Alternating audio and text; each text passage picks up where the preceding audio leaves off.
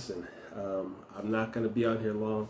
I didn't want the weekend to pass me by. I'm getting to this a little bit late, but this was so important. Had a real busy weekend, but just glad to be here. Hey, listen, I hope you all have been doing great and having a good weekend. Had a lot of rain here in Georgia. But this lesson was great. It's titled "Never Too Far Away," and it's coming from the book of John, chapter 4, verses 46 through 54. And I love the way it starts out. It says, "The strength of the Christian is measured by the faith of the individual." And that right there, that first line right there, I said, yeah, that makes a lot of sense. Strength is based on the measure of faith. It says, while few believers would argue against this claim, it says many fail to appreciate the significance of its truth. For believers, faith is an indispensable feature of one's personal relationship with God. It's a means by which we are able to navigate the uncertainty of life, as it increases our sensitivity, both his voice and direction. But what is faith really? And I'm going to stop right there for a second because that's a great question. What is faith really? Now, I think most people and children, who go to church can say faith is the substance of things hoped for, evidence of things not seen. But what does that mean? And as I've started to think about faith is almost like the word love, where the definition, you can have a definition in the dictionary, but it means different things to different people. Matter of fact, it may mean different things to different cultures. Lesson goes on to say, but what is faith really? More than just a strong belief in God, faith is the attempt to live our lives according to the convictions of that strong belief. So that's a pretty good definition. But what is faith really? What is it to you? What faith is to you may be different from me. As a matter of fact, I think in the Bible it talks about having the faith of a grain of a mustard seed is all you need sometimes for certain things. So, it's really something to examine. Mentioned for different cultures, different people and ethnicities, what faith is. The lesson points out, it says black people have struggled to survive in America. Thus, the concept of faith has a different meaning for many of us, and it does, because you have, different things that we go through: oppression, violence, brutality, and unfairness, and things like that. It says our faith was and still is how we make it, and it's one of those things. It's like the American Express; you never leave home without it. Take it with you. Make sure you take it everywhere you go. Anyway, in today's lesson, it's talking about a nobleman who had faith in Jesus, to heal his son. And that's where the scriptures pick up. And again, I don't read every single scripture. I'll let you do that. It helps me with my study. It helps you with your study. But the Think About It section of the lesson says, we are never too far away to access the presence of God. And I thank God for that. Is great. It doesn't matter where we are, God is always accessible to us. Though our journey toward Christ, like the nobleman, may feel distant, he's always as close to us as our faith is in him. So again, it's tied to faith. So what is faith to you? That's what, once we start to understand what faith is and how to obtain it, how to keep it, how to make it grow. And, and faith, kind of means trust in a sense, trust in God.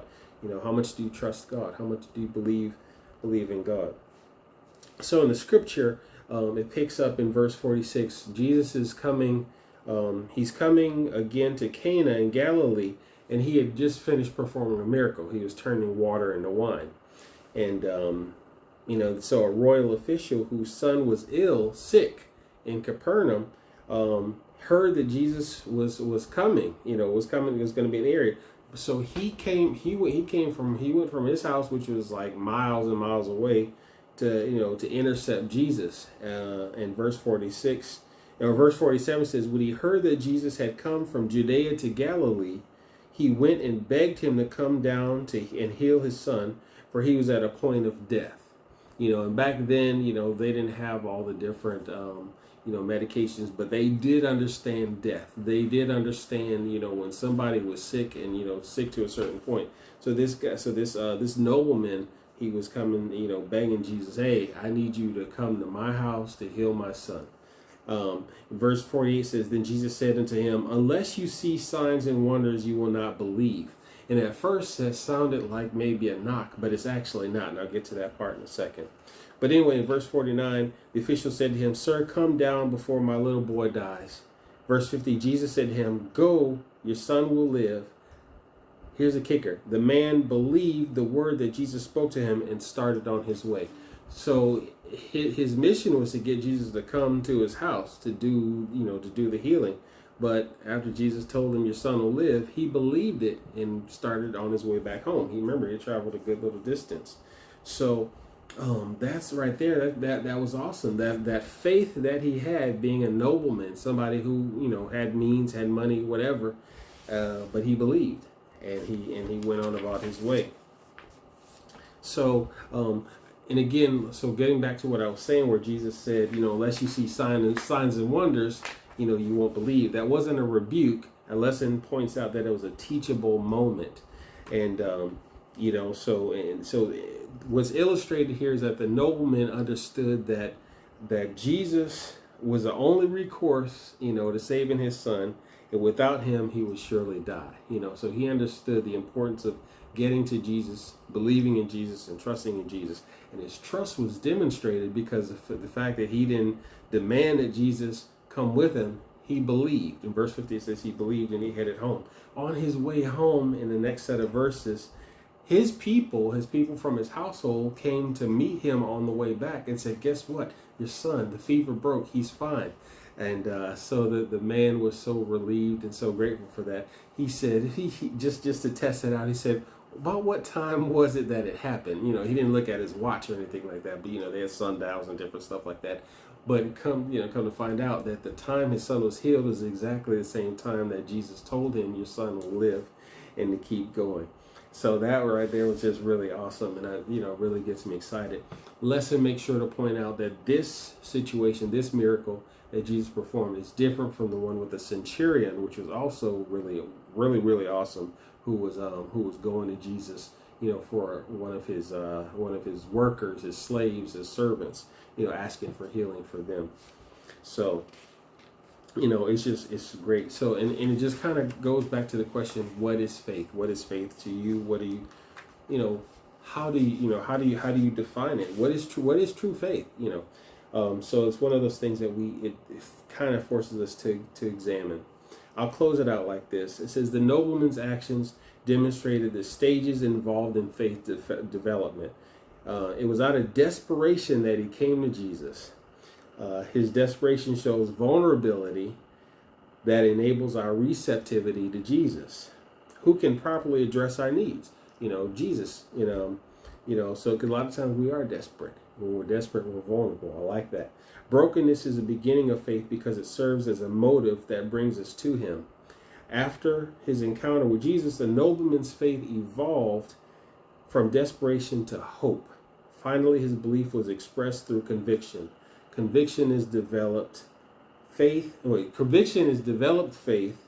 that is characteristic of living in the certainty of Christ. So, faith is one of those things that have to be grown. Trusting in God, watching him work, being patient. A lot of times you got to be patient. When we trust in something, it's one of those things where we say, hey, okay, God, I'm going to trust in you. But really trusting in it means that you are trusting in him and you're waiting and you're being patient. We'll always face trials and struggles in life, but when we take seriously the relationship we have with God and aspire to do his will in the world, the challenges we face are significantly intensified. The more determined we are to live by our convictions, the more our faith becomes the light by which we are able to best negotiate those challenges. That's all I got for you right now. Listen, I hope you enjoyed that. Leave me a comment, click subscribe, hit the like button, share it with somebody, and I'll come back again on next week with more. So again, I hope you enjoyed this. I'm using the R.H. Boyd books, and that's it. Have a great week. I will connect with you all later. Thank you. Take care.